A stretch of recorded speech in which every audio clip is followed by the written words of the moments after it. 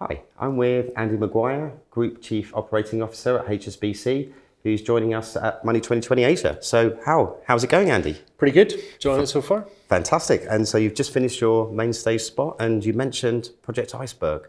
Well, I got asked about it. It's a secret. Okay, so you can tell me, but you would have to... Kill you? Yeah. Yeah, so look, we're trying to combine the best of both. We're trying to give a fantastic neobank experience, to coin a phrase, and combine it with all the product capabilities that we have as a bank in the UK. And we think doing the best of both is going to be a killer prop. So hopefully that's going to be true. We'll see. Fantastic. I can't wait to see more about this. Now, I suppose one of the stories that we're sharing at our Europe event is around how do incumbents deliver game-changing innovation. And so it's very difficult when you have challenges in terms of structure and culture. But what's your view on game-changing, not incremental, but game-changing innovation models? Yeah, so at one level, it depends what you mean by it. So for me, there's no point being game-changing for the sake of it. What does that mean? Right? Mm-hmm. So we've got 39 million customers with big problems to solve. If we can solve them, that to me is a game changer. Sometimes that means we solve it ourselves, and sometimes we solve it with partners, fintechs, big tech, you name it. Changing the game is about solving customer problems. It's not about inventing something new for the sake of inventing something new. So I think unless you have, you operate tens of millions of customers in multiple countries, you don't know whether you're really changing the game or not, or you're just, painting it a different color. So I'm really focused on customer problems. I think that's game changing, and I'm quite happy for other people to, invent stuff. That's all cool. We're not in the invention world, we're in the problem solving world. Fantastic, because it sounds like, you've been looking at your internal approach to innovation and the cultural transformation piece and some partnerships. And obviously now with Iceberg, you're kind of looking at building, a new subsidiary as such. But which of those do you feel is probably the most rewarding for your customers, I suppose? I think all of them. So everything's devoted to the customer. So we've done some things, quite traditionally. So we refactored our corporate banking digital application, a thing called HSBC Net. And I just met with customers earlier today who think it's fantastic, are really pleased with all the changes. And we think it's the leading platform in the world. Now that was done, mostly traditionally in the back end, but very much ethnographic research, very much digital front end, exactly as you'd see if you went to Google, Facebook, anything else.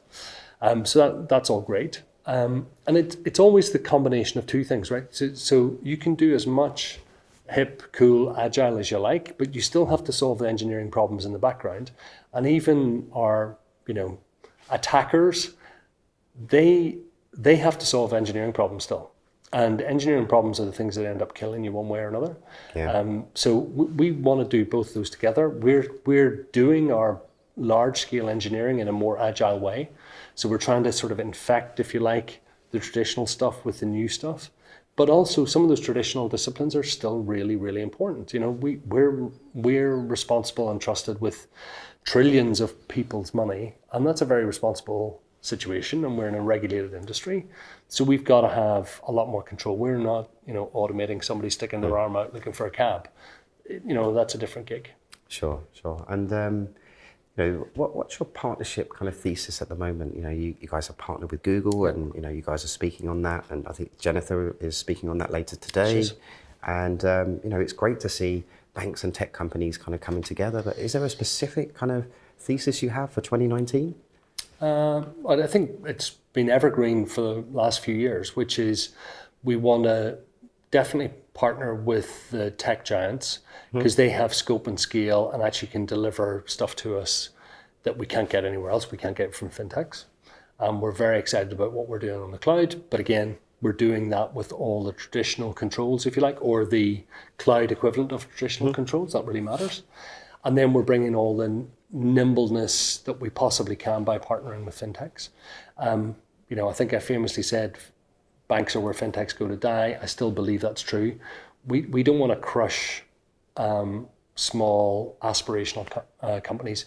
We want to use them and their innovation, but also the wisdom of their other customers, not just us, because we don't have all the answers. We've got problems, not answers. So we want to own, typically 5% stake in a company that's got 20 other investors like us, who by solving 20 customer problems, that will make them really smart, and we'll get all the smartness that comes out of solving 20 problems, not just our problem. So we think that's the way to go. We don't want to own them. We don't want to take them over. We certainly don't want to stifle them. We just want to partner with them, and that seems to be working quite well for now. That's an interesting approach, definitely, because you're seeing a lot of banks that are keen to acquire startups, and there's been a lot of challenges in this space. But I haven't seen too many that have worked, honestly. So, and if I thought it would work, I'd try it, but I can't see how it would work. So. Okay. And then just one last question, I think, is, we've been really grateful that you spoke in year one of Europe in 2016, when I think it was a little bit of a risk, but you came along and you spoke on stage, and that was fantastic. Then you came to Europe again last year, and clearly you've come all the way to Singapore to speak at our event. So, well, I live just around the corner in Hong Kong these days. So. Fantastic. So it's a short commute. Yeah, it is. And I suppose the question I was going to say is, what value do you get from coming to Money 2020 events? Yeah, so I was just next door doing some speed dating. A bunch of folks who know who we partner with at the moment, they think they're better than our current partners. So they're in pitching that they want to replace a component that we've bought from somebody else, so that's cool. Some new technologies that I haven't seen before. It's a great place to meet 10, 15, 20 people. Funny enough, at something like this, it's not considered rude to meet somebody for 5 minutes or 10 minutes, so you can get through tons of them in a day. Whereas if you're going to their office or they're coming into your office, it's sort of, 30 minutes is the minimum, so you just can't do as many. But you can do a bunch of speed dating here, which is fantastic. Gives me exposure to new things. I wish I could spend more time on this, but I've got a bunch of other things to do. So it's a really good way of getting a sort of concentrated hit of what's hip and happening right now. Fantastic. And next time I'm in Hong Kong, I think I'll be out in a couple of months. It'll be great to catch up for a beer. Come around and have a drink. Thank you. You're fantastic. welcome. Cheers.